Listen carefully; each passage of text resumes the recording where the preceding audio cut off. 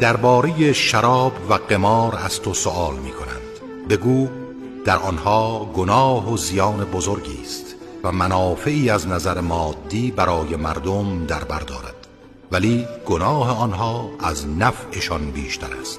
و از تو میپرسند چه چیز انفاق کنند. بگو از مازاد نیازمندی خود. این چنین خداوند آیات را برای شما روشن میسازد.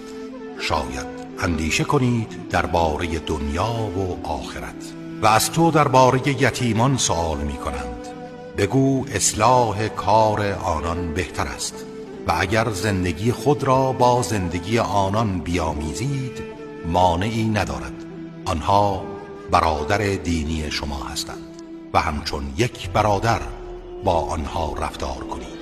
خداوند مفسدان را از مصلحان باز میشناسد و اگر خدا بخواهد شما را به زحمت میاندازد و دستور میدهد در عین سرپرستی یتیمان زندگی و اموال آنها را به کلی از اموال خود جدا سازید. ولی خداوند چنین نمی کند، زیرا او توانا و حکیم است.